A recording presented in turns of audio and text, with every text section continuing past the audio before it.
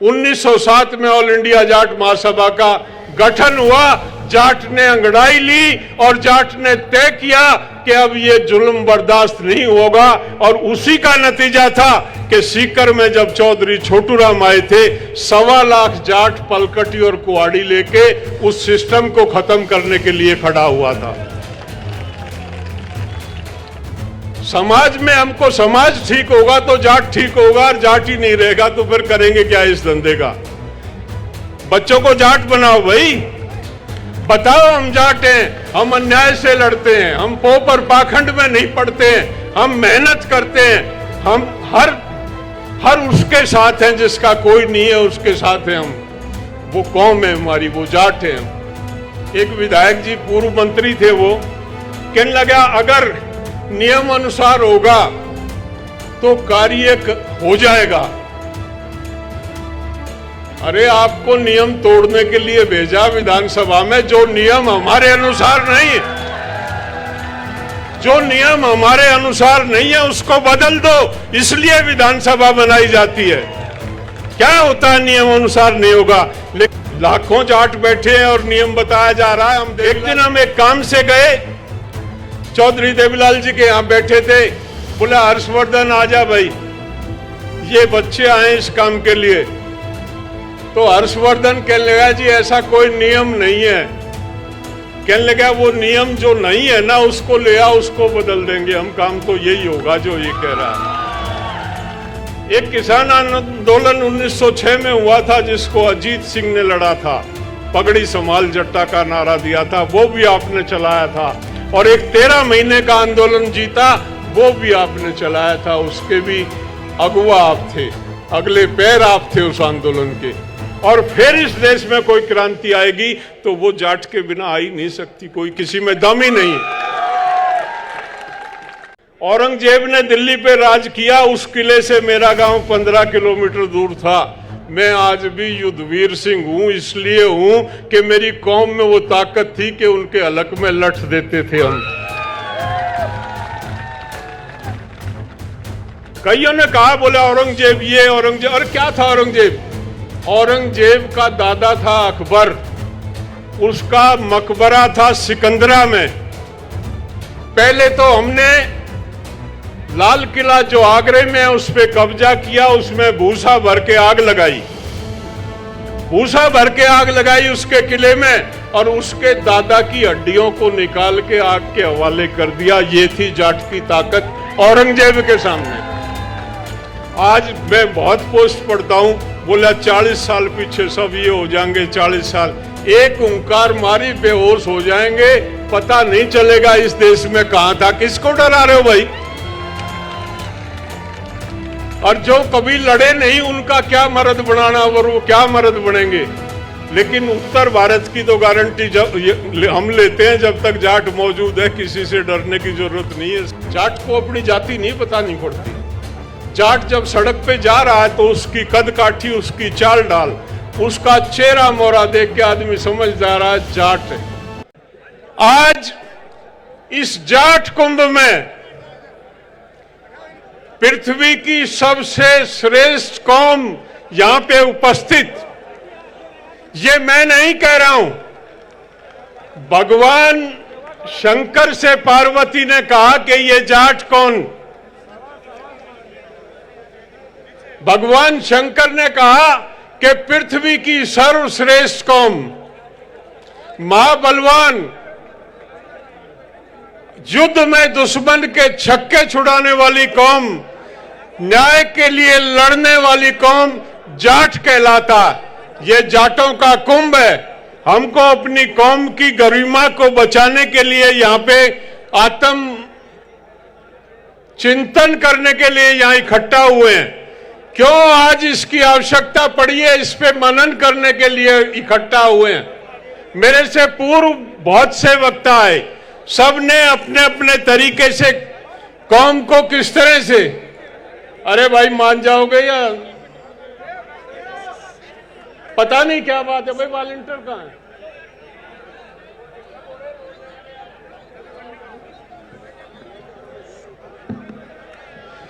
बीमारी नहीं है हम लोगों को कि बोलने की बीमारी है, जहां माइक दिखा वहां बोलने लग जाते हैं।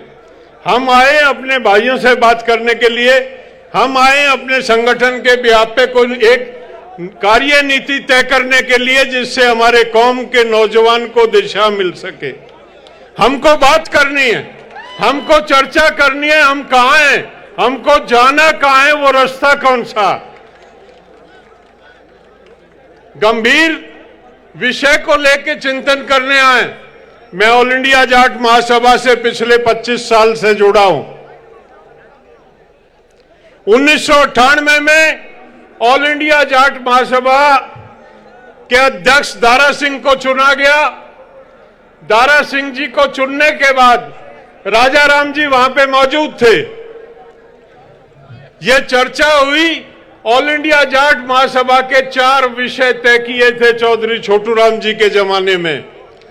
ऑल इंडिया जाट महासभा समाज से सामाजिक कुरीतियों को खत्म करने के लिए काम करेगी। ऑल इंडिया जाट महासभा समाज के शैक्षिक उत्थान के लिए काम करेगी।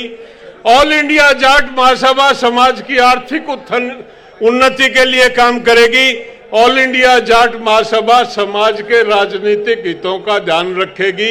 ये 4 मुद्दे मैंने तय नहीं किए, ये चौधरी छोटू राम जी के माध्यम से तय किए गए थे और इन्हीं 4 मुद्दों को लेकर ऑल इंडिया जाट महासभा निरंतर काम करती। 1998 में जिस समय दारा सिंह जी को अध्यक्ष बनाया गया, हमने इन 4 में से ये तय किया कि कौम की आर्थिक स्थिति को मजबूत करने के लिए क्या किया जा सकता। 1998 25 दिसंबर में दारा सिंह जी अध्यक्ष बने। 23 दिसंबर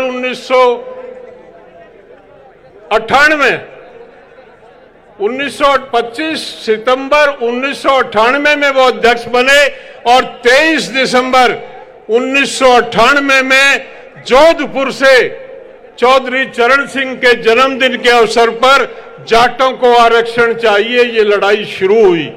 ये तमाम जो हमारे सीनियर साथी हैं, ये यहाँ बैठे हैं, वो लड़ाई आप लोगों की मजबूती की वजह से, आपके सहयोग की वजह से, आपके संगठन की वजह से वो लड़ाई जीती गई, जाटों को आरक्षण मिला। मुझे ये कहने में संकोच नहीं है, 1 लाख से ऊपर जाटों के बच्चों को ओबीसी मिलने के बाद इस राजस्थान में नौकरियों में जगह मिली। 1 लाख से ऊपर बच्चों को। कोई आदमी 100 नौकरी दिलवा सकता है किसी को? इस संगठन की लड़ाई थी। 1 लाख से ऊपर नौजवान, और अगर देश में बात की जाए तो 2 लाख जाट परिवारों को इसका लाभ हुआ, इसमें नौकरियां मिली। बच्चों को, लाखों बच्चों के दाखिले अच्छे कोर्सों में हुए। ये इस भाई नहीं,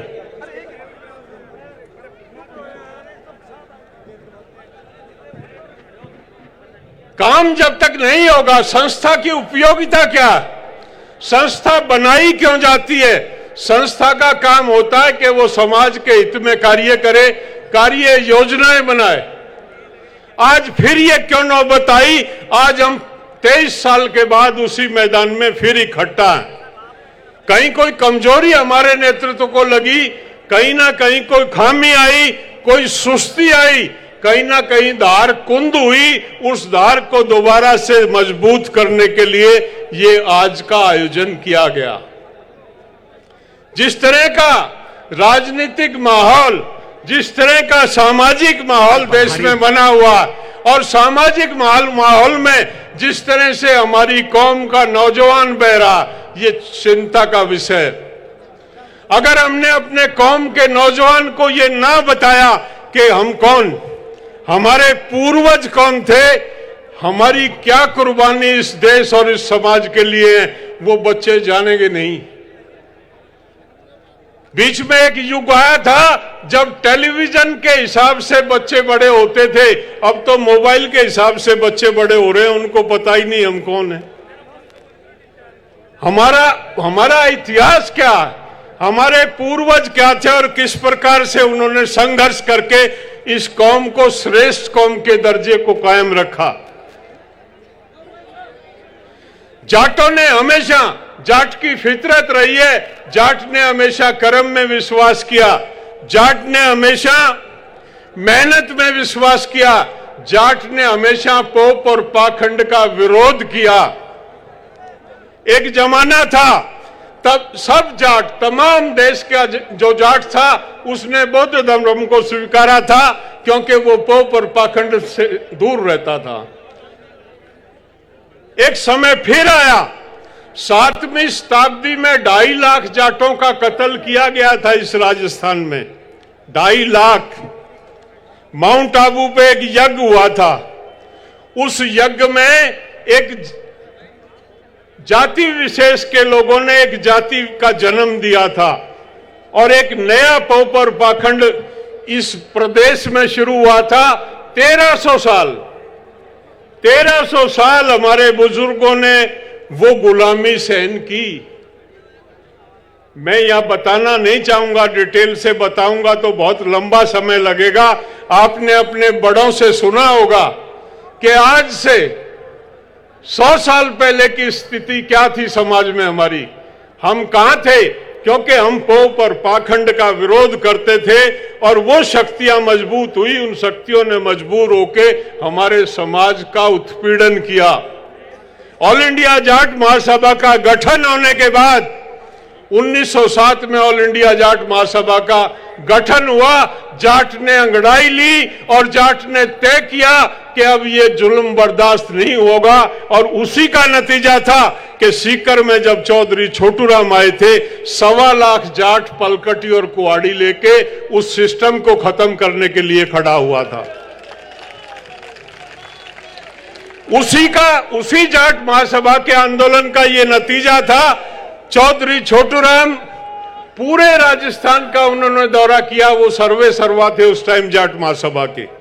उन्होंने 2 बात कही हर मीटिंग में। चौधरी छोटूराम कहते थे, दुश्मन पहचानो, बोलना सीखो और दुश्मन पहचानो।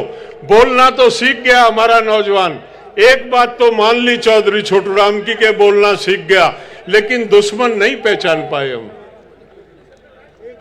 आज हमको अपना दुश्मन पहचानने की जरूरत है कि हमारा दुश्मन कौन, हमारा मित्र कौन है, हमारा शत्रु कौन है। अगर उस पे हम काम नहीं करते हैं तो ये कौम कभी आगे नहीं बढ़ सकती। आज जिस तरह का राजनीतिक माहौल है, हमारी कौम को बखेरा जा रहा, हमारे नौजवान को गुमराह किया जा रहा, हमको उधर ले जाया जा रहा है जो हमारी नस्ल, जो हमारा डीएनए नहीं है, उस गली में हमको घुसाया जा रहा। जाट, बहुत से लोग आज कहते हैं आज अगर आपको हिंदू बनना है तो एक दल विशेष का मेंबर बनना पड़ेगा, अगर आप दल विशेष के मेंबर नहीं है तो आप हिंदू नहीं रह सकते। भाई क्यों नहीं रह सकते? कौन हमको सर्टिफिकेट देगा कि हम हिंदू हैं या नहीं है? हम हिंदू थे, हम हिंदू हैं, हम हिंदू रहेंगे, कोई हमारे हक को छीन नहीं सकता। राम की बात करते हैं, हमसे सवाल करते हैं, हमसे बहस करते हैं। हमारा राम सोते राम, जागते राम, बैठते राम, उठते राम। किसान जब खेत जाने के लिए बैलों को खोलता है तो बोलता है ले राम का नाम। जब वो हड़ पे जुआ रखता है तो वो कहता है ले राम का नाम। जब वो गाड़ी के पंजारे बैठता है तो बोलता है ले राम का नाम। जब भी वो कोई शुभ कार्य करता है तो वो कहता है ले राम का नाम। लेकिन वो कभी किसी मंदिर में पानी चढ़ाने नहीं जाता। देखा है अपने बाप दादा को, अपने को, किसी को? ये अंतर आ गया जाट में। हमारे बाप दादा का राम उनके साथ रहता था, उनकी जेब में रहता था, निकाल के अपने से मिल लेते थे। आज हम राम को ढूंढने के लिए मंदिर में जाते हैं। एक पंडित जी कहता पानी चढ़ा दे। भाई पत्थर की मूर्ति है, ये तो वहां मकराना बनती है, एक कारीगर ने बनाई थी। बोला मैंने इसमें प्राण प्रतिष्ठा कर दी। भाई तेरा बाबू मरा, तने उसको ही प्राण प्रतिष्ठा क्यों नहीं करी? अपनी माँ की क्यों नहीं करी? अपने रिश्तेदारों की क्यों नहीं करी? अगर ऐसा ही प्राण प्रतिष्ठा करने वाला था, वो हमको बेवकूफ बनाता। आज से 50 साल पहले किसी गांव के, जाट के गांव में मंदिर नहीं होता था, शिवालय होते थे जोड़ के किनारे, औरतें थोड़ा सा दूध लेके लोटे में पानी में डाल के जाके उस पर चढ़ा देती थी, कोई उसमें पंडित नहीं होता था, कोई ढोंग और पाखंड नहीं होता था। आज हमारे बच्चों को पता ही नहीं है। आज हमारे बच्चे हरिद्वार जाते हैं, नंगे पैर भागे कावड़ उठा के ला रहे हैं। अरे तेरे खेत में कावड़ है, तेरे खेत में गंगा। एक चौधरी हर की पेड़ी पे रोहतक की तरफ मुंह करके पानी दे रहा था। भीड़ इकट्ठी होगी, भीड़ ने देखा बूढ़ा पागल हो गया। उन्होंने कहा, जब वो रुक गया, भीड़ होगी, मजमा लग गया, तो उन्होंने कहा, चौधरी साहब क्या बात थी? कहने लगा, मेरे गेहूं है, उनमें पानी दे रहा हूं। कहने लगा, खेत कहाँ है आपका? कहने लगा, रोहतक है। कहने लगा, चौधरी पागल हो गया, 250 किलोमीटर पानी जागा। अरे ये सूरज बोला करोड़ों किलोमीटर दूर है, इस बामण का पानी उड़े जा रहा है, तो मेरा रोहतक जाने में क्या लगता। बहुत ही श्रेष्ठ कौम, कर्म प्रधान कौम, जिसने काम किया, जिसने मेहनत का खाया, जो समाज को लेके चलती है, जो किसी का बुरा नहीं चाहती, जो गलत बात में अपने बेटे और भाई के विरोध में खड़ी हो जाती है, जो न्याय के साथ खड़ी होती है, ऐसी श्रेष्ठ कौम है जाट कौम। कहां जा रहे हैं हम? किस दिशा में जा रहे हैं? कौन सी दिशा इनता हमारी कौम में बनी है? इसमें एजेंडा है सामाजिक कुरीतियों का, इसलिए बोल रहा हूं राजा राम जी कि इस पे बोला नहीं कोई। नेता आते हैं, वो अपने नेता, हर आदमी बेचारे की मजबूरी है, वो अपनी पार्टी की बताने लगता। समाज में हमको, समाज ठीक होगा तो जाट ठीक होगा, और जाट ही नहीं रहेगा तो फिर करेंगे क्या इस धंधे का? बच्चों को जाट बनाओ भाई, बताओ हम जाट हैं, हम अन्याय से लड़ते हैं, हम पोप और पाखंड में नहीं पड़ते हैं, हम मेहनत करते हैं, हम हर उसके साथ हैं जिसका कोई नहीं है, उसके साथ हैं हम। वो कौम है हमारी, वो जाट है। हमको काम करने की आवश्यकता है, हमको जुड़ने की आवश्यकता, हमको अपने आप को संभालने की आवश्यकता। एक सुबह कह रहे थे, एक विधायक जी पूर्व मंत्री थे, वो कहने लगा, अगर नियम अनुसार होगा तो कार्य हो जाएगा। अरे आपको नियम तोड़ने के लिए भेजा विधानसभा में, जो नियम हमारे अनुसार नहीं, जो नियम हमारे अनुसार नहीं है उसको बदल दो, इसलिए विधानसभा बनाई जाती है। क्या होता है नियम अनुसार नहीं होगा, लेकिन कमजोर नेतृत्व तो ऐसी बातें करता, नियम बताता। कहीं ना कहीं आपका दबाव कम, लाखों जाट बैठे हैं और नियम बताया जा रहा है। हम देवीलाल जी के साथ रहे, मुझे देश के जो क्रीम थी उनके साथ रहने और सीखने का मौका मिला मुझे। मैं चौधरी चरण सिंह के चरणों में बैठ के मैंने सीखी राजनीति में, 7 साल उनके चरणों में रहा। मैंने कुंभाराम जी के साथ काम किया, मैंने दौलत राम जी के साथ काम किया, मैंने नाथूराम जी के साथ काम किया, मैंने ओला जी के साथ में काम किया, मैंने महेंद्र सिंह टिकैत जी के साथ में काम किया। जो तोप थी हिंदुस्तान में अपने समय की, मुझे सौभाग्य मिला सबके साथ काम करने का। एक दिन हम एक काम से गए, चौधरी देवीलाल जी के यहां बैठे थे, बोला हर्षवर्धन आजा भाई, ये बच्चे आए इस काम के लिए। तो हर्षवर्धन कहने लगा, जी ऐसा कोई नियम नहीं है। कहने लगा, वो नियम जो नहीं है ना उसको ले आओ, उसको बदल देंगे हम, काम तो यही होगा जो ये कह रहा है। ऐसा नेता चाहिए हमको, ऐसा नेता चाहिए इस कौम को, जो इस तरह से कौम की मजबूती के काम करे। आपको चुन दिया हमने, विधानसभा भेज दिया, आपका दायित्व है। गलत सही क्या होती है? हम कोई सूरज चांद तुड़वा के थोड़ी मंगा रहे हैं। हमारी गली नाली मोहल्ले की जमीन की छोटी मोटी समस्याएं कोई बदली है, कोई थाने तहसील का केस होगा, नियम क्या करेगा उसमें? तेरा काम ये है, तू फैसिलिटेट कर लोगों के साथ। तो ये इस तरह की बातें करना हमको बिल्कुल एकदम से बड़ा, कहीं ना कहीं जब दबाव कम होता। हमने आंदोलन चलाया 13 महीने दिल्ली में। जब दिल्ली में आंदोलन कर रहे थे तो हमने घेराबंदी कर ली, 8 नंबर फेल हो गया हमारा, दिल्ली जयपुर रोड।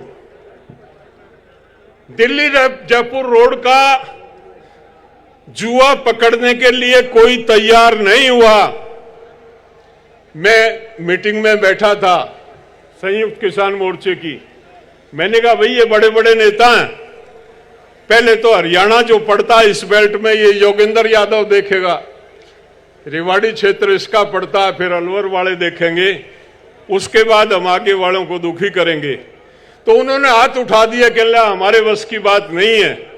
मैंने कहा नहीं है तो इसको जाट महासभा देखेगी, इसको चौधरी राजाराम देखेंगे। 13 महीने राजाराम जी वहां बैठे रहे। इतिहास में पहली दफे नेशनल हाईवे नंबर 8 13 महीने बंद हुआ। ये जाट है, ये जाट की ताकत है, ये जाट का संगठन है।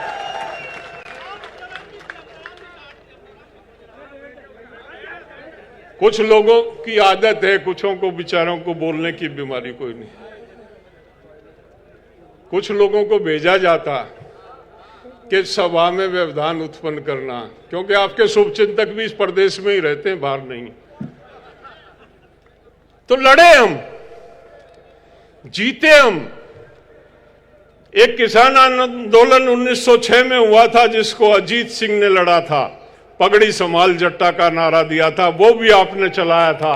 और एक 13 महीने का आंदोलन जीता, वो भी आपने चलाया था, उसके भी अगुवा आप थे, अगले पैर आप थे उस आंदोलन के। और फिर इस देश में कोई क्रांति आएगी तो वो जाट के बिना आ ही नहीं सकती, कोई किसी में दम ही नहीं। दिल्ली में चर्चा होती है, बोला दुनिया को तकलीफ है, किसान तो और भी बतेरे हैं, किसान तो और भी बतेरे, ये जाट ही क्यों पंगा लेते हैं। मैंने कहा जाट जो है वो नेतृत्व करता है इस देश का। आज से नहीं, सदियों से जाट ने इस देश का नेतृत्व संभाला हुआ है और हम अपने बुजुर्गों की परंपरा का निर्वाह कर रहे हैं, उसे छोड़ेंगे नहीं हम। कोई आए ना आए, हम लड़ाई लड़ेंगे। इतिहास की बात मेरे से पूर्व में कई साथियों ने की। टाइम हो गया क्या मेरा? मेरा टाइम हो गया भाई। इतिहास की बात यह है कि मोहम्मद गौरी आया 1192 में। मोहम्मद गौरी की राजधानी, उसका महल उसने कब्जा किया। महरौली में तब राजधानी होती थी पृथ्वीराज चौहान की। और मेरा गांव उस किले से 1 किलोमीटर दूर था। मैं ये बात आपको कह रहा हूं, जो आज वातावरण बना हुआ है उसका जवाब दे रहा हूं। मेरा गांव 1 किलोमीटर दूर था। औरंगजेब ने दिल्ली पे राज किया, उस किले से मेरा गांव 15 किलोमीटर दूर था। मैं आज भी युद्धवीर सिंह हूं, इसलिए हूं कि मेरी कौम में वो ताकत थी कि उनके हलक में लठ देते थे हम। कईयों ने कहा, बोले औरंगजेब ये, औरंगजेब। और क्या था औरंगजेब? औरंगजेब का दादा था अकबर, उसका मकबरा था सिकंदरा में। पहले तो हमने लाल किला जो आगरे में है उस पे कब्जा किया, उसमें भूसा भर के आग लगाई, भूसा भर के आग लगाई उसके किले में, और उसके दादा की हड्डियों को निकाल के आग के हवाले कर दिया। ये थी जाट की ताकत औरंगजेब के सामने। आज मैं बहुत पोस्ट पढ़ता हूं, बोला 40 साल पीछे सब ये हो जाएंगे, 40 साल एक ओंकार मारी बेहोश हो जाएंगे, पता नहीं चलेगा इस देश में कहां था। किसको डरा रहे हो भाई? और जो कभी लड़े नहीं उनका क्या मर्द बनाना, और वो क्या मर्द बनेंगे। लेकिन उत्तर भारत की तो गारंटी जब हम लेते हैं, जब तक जाट मौजूद है किसी से डरने की जरूरत नहीं है। संख्या किसी की कितनी हो जाए, जब तक जाट है सबकी प्रोटेक्शन है और सबको प्रोटेक्ट करेगा जाट, बशर्ते जाट अपने घर को संभाल ले। इन नौजवानों को भाई राह पे लाओ, इनको बताओ पहले तो बुआ, दादी और फिर दादा। पहली मास्टर थी दादी। माँ तो काम करती थी, वो कहानी सुना के उसको जाट बनाती थी। बुआ को टाइम मिले तो बुआ, दादी, दो उसकी मास्टर होती थी। जाट बनाने में उनका योगदान था। और थोड़ा बड़ा हुआ तो वो दादा की संगत में जाट बनता था। अब ना संगत बुआ की रही, ना दादी की रही और ना दादा की रही। सब अड़ज पड़ज हो रहा है। बच्चा जब रोता है तो माँ उसको जो है टेलीफोन दे के चुप कराती है, वो मोबाइल पे कुछ पिक्चर विक्चर लगा देती है। तो ये अगर प्रोडक्ट तैयार होगा, इसका मोबाइल फोन का प्रोडक्ट तैयार करोगे तो ऐसे ही लाल बनेंगे और ऐसे ही जाट बनेंगे। समाज को सुधारो, बचो। उनको हफ्ते में नहीं तो एक दिन जरूर घर में ये शिक्षा दो कि हम जाट हैं, हम श्रेष्ठ हैं, हम वीर हैं। जाट का तो पहचान, जाट को अपनी जाति नहीं बतानी पड़ती। जाट जब सड़क पे जा रहा है तो उसकी कद काठी, उसकी चाल डाल, उसका चेहरा मोहरा देख के आदमी समझ जा रहा है जाट है। और एक आध परसेंट गलती हो जाए, जैसे ही वो बोलता, तो बोलना तो आपको पता ही है हमारा बोलना कैसा है, लट सा पड़ता है जिस पे बोलते हैं सामने वाले पे। जैसे ही वो बोलता एकदम सर्टिफाइड हो जाता, अटेस्टेड कॉपी हो जाती, पक्का जाट है। तो अपनी इस पहचान को कायम रखो। ये पहचान जिस दिन मिट गई उस दिन दिक्कत आएगी। अभी तक हम इसलिए सरवाइव कर रहे हैं, इसलिए हमारे सारे काम हो रहे हैं कि अभी तक हमने, हमारे पूर्वज जिंदा हैं, इनके सानिध्य में अपनी पहचान को कायम रखा। अगर अपनी पहचान को हम खो गए तो फिर मुश्किल पड़ेगा, फिर जरूर वजूद मिट जाएगा। पहचान बनाने के लिए यहाँ से गांव में जाओ, वंस ए मंथ, महीने में एक दफे एक मीटिंग करो कि जाट कौन, जाट कैसा, बच्चों को बताओ। तो इस कौम का भविष्य उज्जवल है, कोई टेंशन की बात नहीं है, ना तो अंधकार ही अंधकार है। धन्यवाद। जय जाट।